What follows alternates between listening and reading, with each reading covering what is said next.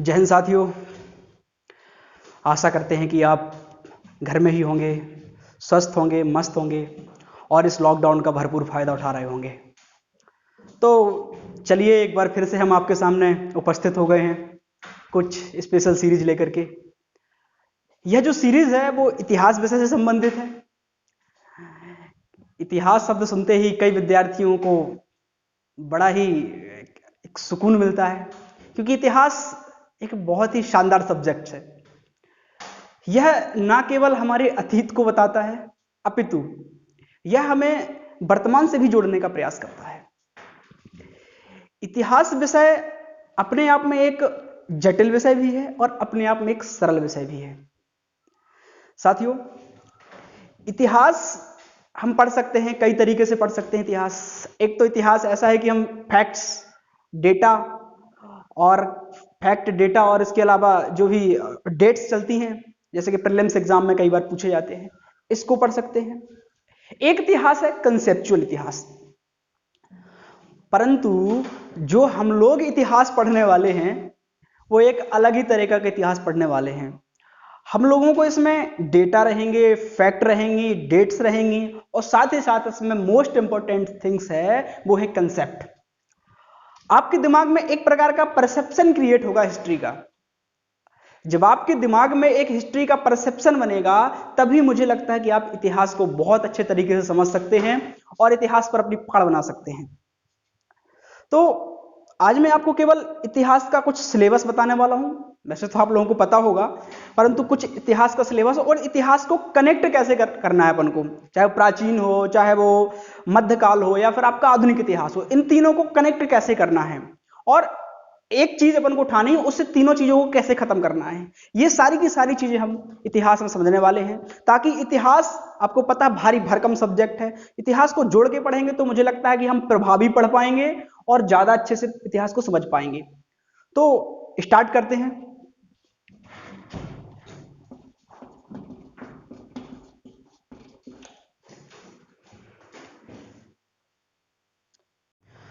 तो अब इतिहास का अपन लोग यहां से प्रारंभ करते हैं। अब देखो, इतिहास में पहले सिलेबस को डिकोड कर लें।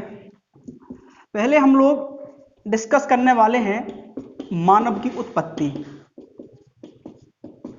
मानव की उत्पत्ति के बाद जो हमारा टॉपिक रहेगा वो रहेगा पाषाण युग। पाषाण युग पूरा पढ़ेंगे। पाषाण युग पढ़ने के बाद फिर आएंगे हम लोग सभ्यताओं के क्रम में। फिर हम लोग डिस्कस करेंगे सभ्यताएं। सभ्यताओं में सिंधु घाटी सभ्यता, इसके बाद पढ़ेंगे हम वैदिक युग और इसके बाद पढ़ेंगे हम उत्तर वैदिक काल। ये हम सभ्यताओं का क्रम। फिर इसके बाद हम पढ़ेंगे महाजनपद काल। महाजनपद काल, इसे कई लोग मगध भी कहते हैं, है ना, या फिर एक नाम और देते हैं, इसे बोलते हैं पीरियड ऑफ बुद्धा, है ना, या कह सकते हैं बुद्ध का काल। तो ये पढ़ेंगे अपन लोग, ये सारी चीजें पढ़ेंगे। पर यहां पर एक बात समझो आप लोग, ये सभी टॉपिक पढ़ेंगे, ये तो खाली हमने सिलेबस बताया। अब एक परसेप्शन क्रिएट करना है कि पढ़ेंगे तो पढ़ने का आधार कैसे होगा। समझिए, बिल्कुल बिल्कुल सिंपल सा है।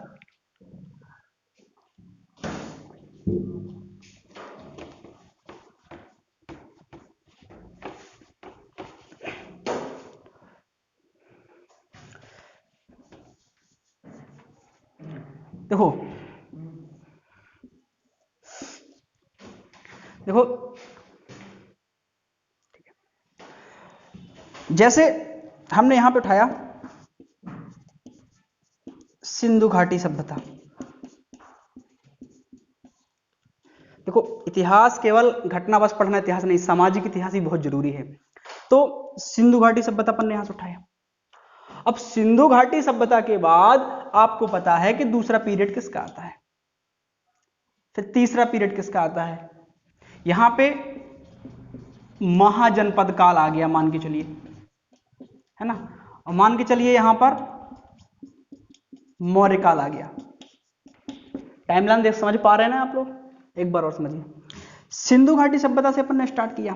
फिर आपको पता है कि जो दूसरा युग आएगा वो अपना आएगा वैदिक युग। जो तीसरा युग आएगा अपन लोग पढ़ेंगे उत्तर वैदिक काल। इसके बाद पढ़ेंगे हम लोग महाजनपद काल, है ना। महाजनपद काल के बाद पढ़ेंगे हम लोग अर्ली ना, या कह सकते हैं अर्ली मौर्यास पढ़ेंगे अपन लोग। इसके बाद हम लोग पढ़ेंगे मौर्यास। फिर मौर्यास के बाद उत्तर मौर्य काल पढ़ेंगे हम, और उत्तर मौर्य काल के बाद हम लोग गुप्त काल पढ़ेंगे। समझिए इसको। अब इसको थोड़ा सा देखो, जैसे सिंधु घाटी सभ्यता उठाया आपने, है ना, तो सिंधु घाटी सभ्यता में अपन लोग अलग अपने पॉइंट पिक करेंगे। जैसे मान के चलो हमने सिंधु घाटी सभ्यता की पहले तो भौगोलिक स्थिति देखी, है ना। वहां का हमने राजनीतिक जीवन देखा कि राजनीतिक पॉलिटिक्स कैसे चलती थी, पॉलिटिक्स थी या राजा थे तो कैसे थे, नहीं थे, ये सारी चीजें हम लोग यहाँ पे देखेंगे। तो राजनीतिक व्यवस्था देखेंगे यहाँ की। इसके बाद वहां का जीवन देखेंगे, है ना। तो जीवन के लिए हम पढ़ेंगे सामाजिक जीवन, है ना। इसके बाद देखेंगे वहां की धार्मिक अवस्था क्या थी, वहां की धार्मिक अवस्था क्या थी। उसके बाद, है ना, वहां का साहित्य देखेंगे, साहित्य या कह सकते हैं मनोरंजन, है ना।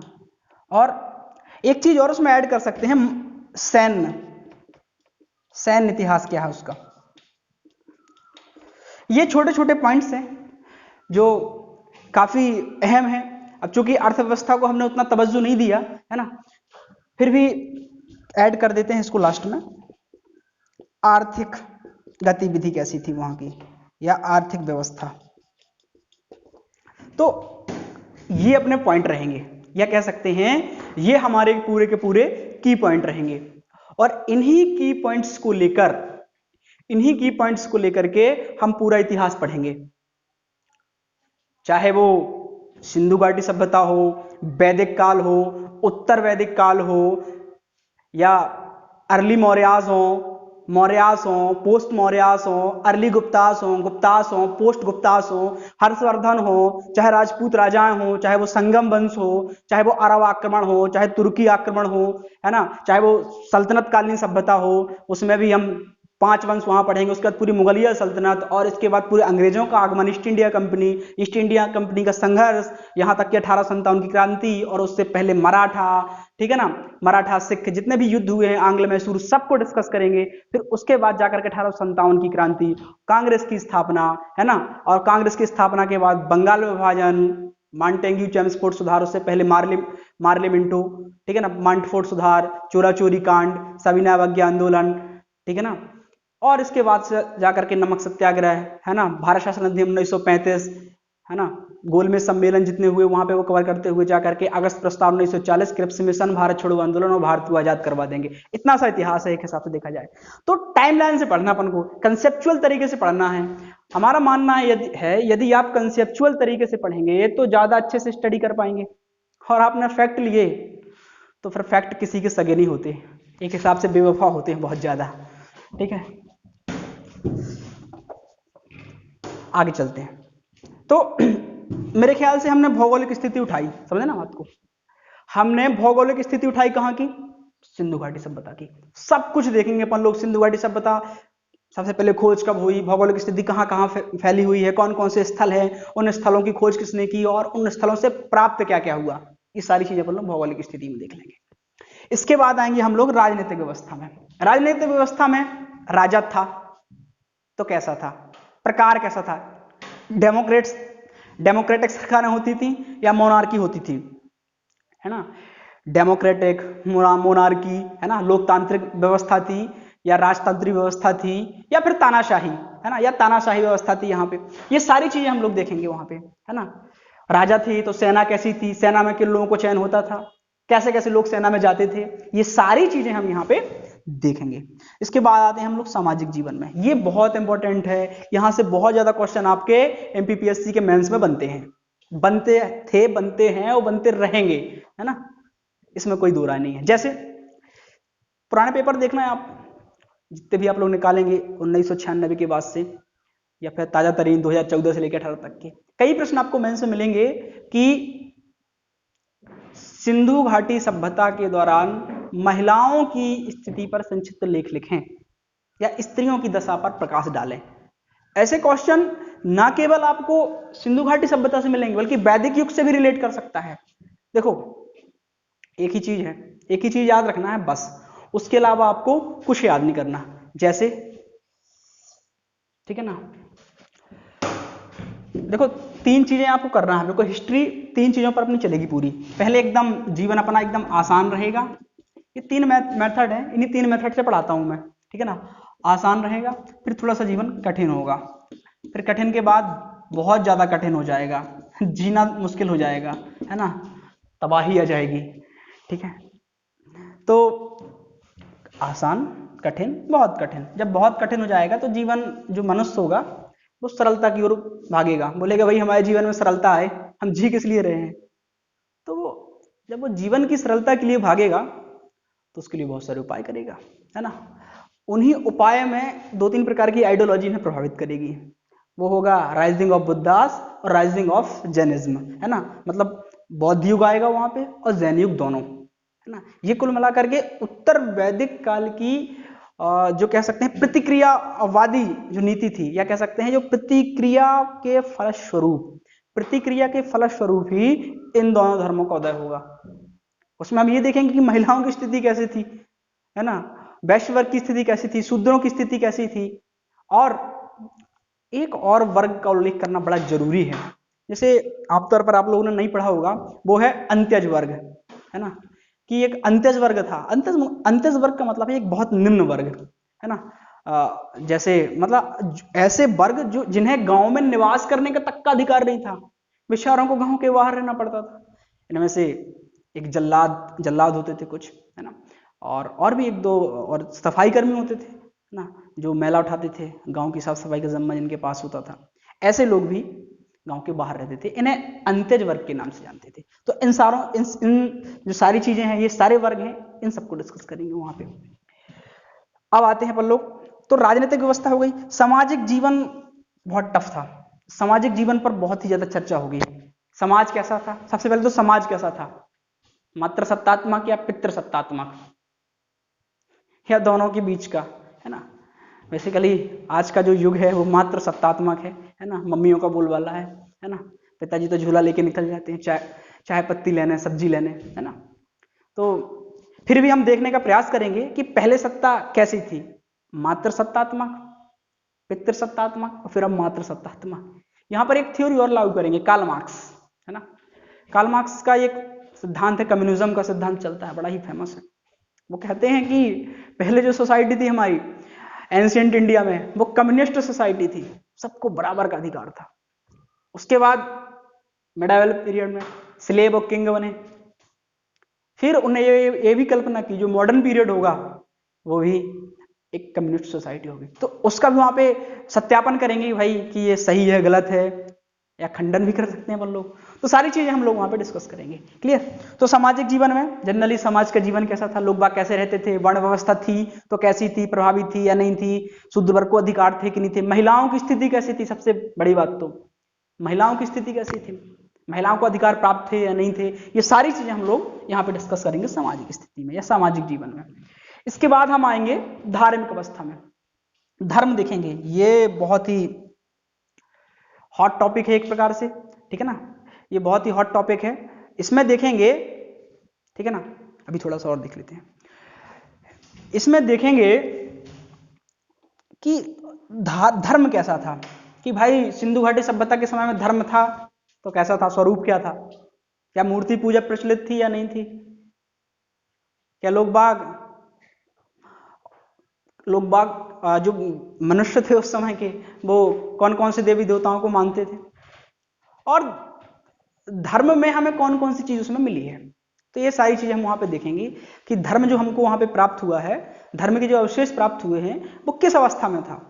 क्या ये वहां पे हम इस बात का भी खंडन करेंगे या समर्थन करेंगे कि जो एक आपको पता है कि पशुपति भगवान पशुपतिनाथ की एक मूर्ति प्राप्त हुई है, वो बढ़िया वो जो ऋषि मुनि होते ना बिछाए रहते वो नीचे, तो उसके में बैठे हुए बढ़िया धूनी रमाए हुए हैं और सामने 2-4 हिरण विचरण कर रहे हैं और जनरली उस मूर्ति में 4-5 उनके चेहरे प्राप्त हुए हैं।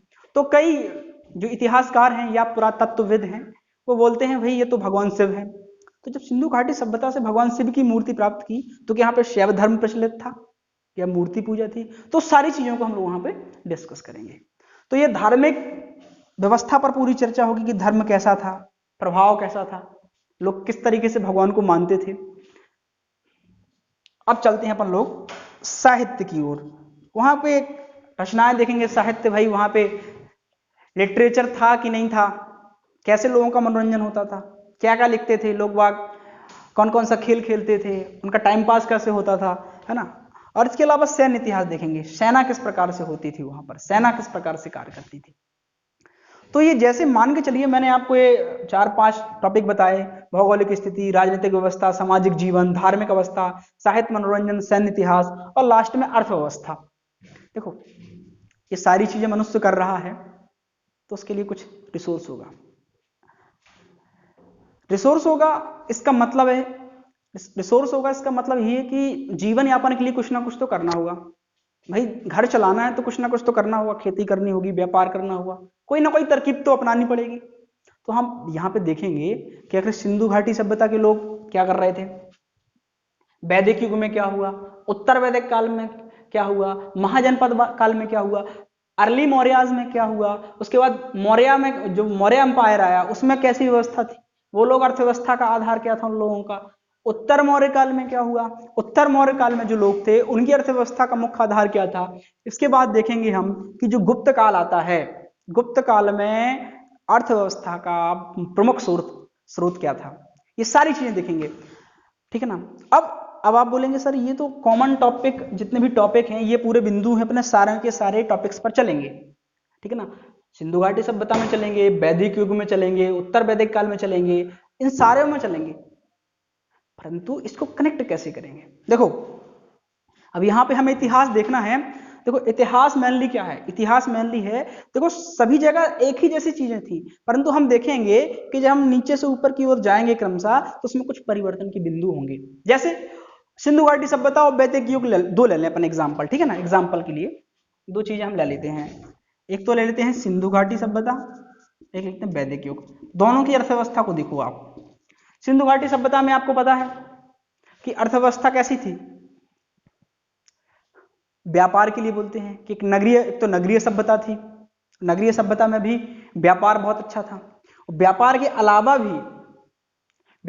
भी वहां पे कुछ अनाज के स्रोत भी मिले हैं। तो कह सकते हैं कि वहां की अर्थव्यवस्था का आधार मुख्य रूप से व्यापार और अनाज था, मतलब कृषि और व्यापार दोनों पर वहां की अर्थव्यवस्था निर्भर थी। परंतु जब हम वैदिक काल जाएंगे तो वैदिक काल के जो मनुष्य था या वैदिक काल के जो लोग थे उनका मुख्य प्रोफेशन क्या था, उनका मुख्य प्रोफेशन था मुख्य रूप से पशुपालन, पशुओं को चराना, और कहीं थोड़ी बहुत खेती कर लेते थे। तो दोनों चीजें हम लोग देखेंगे। यहां पे हम लोग देखने का प्रयास करेंगे कि आखिर ये परिवर्तन हुए कैसे, है ना। तो इतिहास मुख्य रूप से परिवर्तन के बिंदुओं को रेखांकित करना है। इतिहास पढ़ने में चाहे प्राचीन से लेकर आधुनिक काल तक हमें केवल व केवल परिवर्तन के बिंदु ही रेखांकित करना है, और इन परिवर्तन के बिंदुओं को जो रेखांकित किए होते हैं उन्हीं को हमें याद करना है, उन्हीं को हमने बहुत बारीकी से समझना है। यदि उनका कंसेप्ट आपके दिमाग में बहुत अच्छे से बैठ गया तो मैं आशा करता हूं आपको इतिहास समझने से कोई नहीं रोक सकता, और इतिहास पर आपकी बहुत अच्छी पकड़ हो जाएगी, ठीक है। तो ये सारे पॉइंट्स है ना, इन सारे टॉपिक्स पर अप्लाई होंगे, है ना। एक एक करके हर एक टॉपिक को अपन लोग उठाएंगे, ठीक है। तो इससे पहले कि हम लोग थोड़ा सा अपने लेक्चर में आगे बढ़ें, है ना, एक थोड़ा सा विशेष बात हम आपको बता दें। जो भी हम पढ़ाते हैं आपको बताते हैं उन सारी चीज को आप लोग वीडियो को पॉज करिए, आराम से देख लीजिए और एक टाइमलाइन बनाते जाइए। जरूरी नहीं कि पूरी लैंग्वेज ही लिखी जाए, अपने कुछ कोड वर्ड नोट करिए, है ना, और उन्हीं के आधार पर चिंतन और मनन करिए और लेक्चर को बार बार सुनिए। जितना आप सुनेंगे उतने अच्छे आप बन जाएंगे। वैसे सभी लोग जब ट्वेल्थ, आप लोगों ने ट्वेल्थ हिंदी मीडियम से करी होगी ना, तो आपने एक बात पढ़ी होगी ट्वेल्थ की इंग्लिश की टेक्स्ट बुक में फर्स्ट ही चैप्टर है, teach me listen to Lord, ये भगवान मुझे सुनना सिखा दीजिए। आप जितना अच्छा सुनेंगे आप उतना अच्छा कर पाएंगे, है ना। तो जो हमने आपको बताया है कि थोड़ा सा इन चीज़ों को आप अपने नोटबुक में नोट करते जाइए, है ना। तो थोड़ा सा इस लेक्चर में थोड़ी सी और चीज़ और करते हैं अपन लोग, सिलेबस नोट कर लेते हैं क्या क्या अपन को आगे पढ़ना है, ठीक है।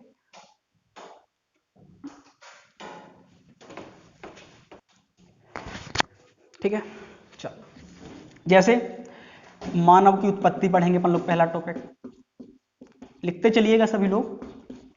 दूसरा टॉपिक अपन लोग पढ़ेंगे पाषाण काल, ये बहुत ही इंपॉर्टेंट टॉपिक है ना। तीसरा टॉपिक पढ़ेंगे अपन लोग सिंधु घाटी सभ्यता। चौथा टॉपिक हम लोग पढ़ेंगे वैदिक युग।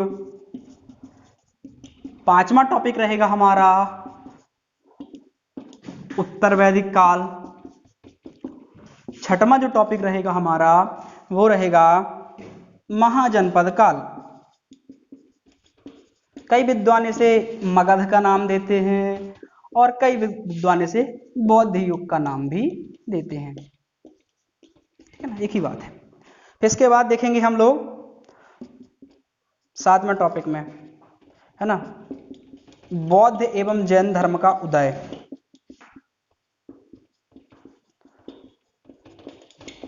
ठीक है ना। आठवां टॉपिक रहेगा हमारा, ठीक है ना, मौर्य काल। ठीक है ना। मौर्य काल के बाद लिखते चलिए आप लोग कंटिन्यू।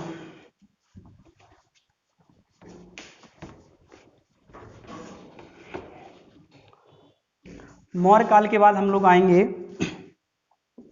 कौन सा है, नौवां, उत्तर मौर्य काल। उत्तर मौर्य काल के बाद, ठीक है ना, एक टॉपिक लेंगे गुप्त काल पढ़ने से पहले, ठीक है ना, एक बीच में एक टॉपिक रहेगा, है ना, मौर्य काल के दौरान हुए भारत पर आक्रमण।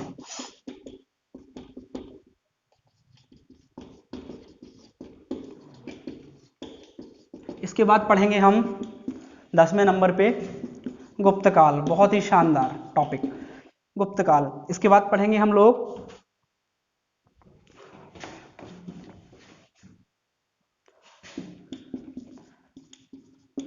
हर्षवर्धन काल। फिर यहां पे पढ़ेंगे हम राजपूत वंश पढ़ेंगे, है ना, चौहानों को पढ़ेंगे हम, परमारों को पढ़ेंगे हम, गढ़वालों को पढ़ेंगे, जितने भी राजपूत वंश हैं सारे के सारे राजपूत वंश यहाँ पे हम डिस्कस करेंगे। फिर बीच में एक पढ़ेंगे टॉपिक संगम वंश का, वही बड़ा इंपॉर्टेंट है, साउथ का, है ना। तो संगम वंश के 3 वंश चोल चेर पांड्य पढ़ेंगे, है ना। उसके बाद हम आएंगे यहाँ पे मध्यकालीन इतिहास पर।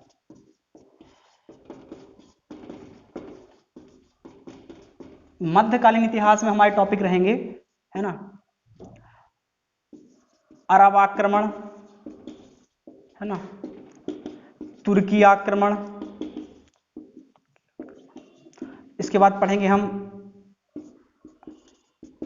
गजनी वंश, इसका दूसरा नाम है यामीनी वंश, है ना, कई विद्वान आपको उसका नाम देंगे यामीनी वंश, ठीक है ना। तो गजनी वंश को यामीनी वंश भी बोलते हैं। गजनी वंश के बाद आता है आपका गौर वंश, बोले तो मोहम्मद गौरी को पढ़ेंगे। फिर इसके बाद, है ना, पृथ्वीराज चौहान को 1192 में तराइन के द्वितीय युद्ध में मोहम्मद गौरी से पराजित करवाएंगे, और फिर वहां से इनडायरेक्ट रूप से अपन लोग 1206 से सल्तनतकालीन पूरा समाज जो है या सल्तनतकालीन जो युग था उसकी अपन लोग शुरुआत कराएंगे, 1526 तक चलेगा टोटल, ठीक है ना। तो फिर आएगा हमारा सल्तनत काल, ये हम लोग पढ़ेंगे 1206 से लेकर के 1526 तक। कुल कितने वंश पढ़ने हैं इसमें, कुल इसमें वंश पढ़ने हैं हमें 5, गुलाम वंश, खिलजी, ठीक है ना, तुगलक, सैयद, लोदी, ठीक है ना। तो ये 5 वंश पढ़ेंगे हम 1526 में। बाबर आएगा, इब्राहिम लोदी को हराएगा 1526 में पानीपत के प्रथम युद्ध में, ठीक है ना। पानीपत के प्रथम युद्ध में बाबर द्वारा इब्राहिम लोदी को पराजित किया जाएगा, वहीं पे मुगलिया सल्तनत की स्थापना हो जाएगी। फिर मुगल्स पढ़ेंगे अपन लोग, फिर वहां से मुगल्स के बाद, है ना, मुगल्स के बाद से ही खासकर 1526 से लेकर 1707 तक, फिर 1707 से चलेगा अपना पूरा मॉडर्न हिस्ट्री, ठीक है ना। खैर उसके लिए अपन अलग से एक लेक्चर लाएंगे, ठीक है ना। तो मेरे ख्याल से आपको ये सारी चीजें समझ में आई होंगी। इतिहास का जो सिलेबस हमने डिकोड किया है, खासकर हमने जो बताया कि लिंक कैसे करना, कैसे लिंक करके पढ़ना है, जो मेन चीज है फैक्ट, डेट्स और डेटा, वो तो आपको मिलता ही जाएगा परमानेंट, परंतु कंसेप्ट जो चीज है, कंसेप्ट एक बार आप दिमाग में बिल्ड कर लीजिए, कंसेप्ट आपके दिमाग में बिल्ड हो गया अच्छे से, मेरे ख्याल से आपको इतिहास जैसे विषय पर कमांड करने से कोई नहीं रोक सकता, और इतिहास जैसे सब्जेक्ट्स पर आप लोगों के छक्के छुड़ा देंगे। धन्यवाद, जय हिंद, घर में रहिए, मस्त रहिए, पढ़ते रहिए, धन्यवाद।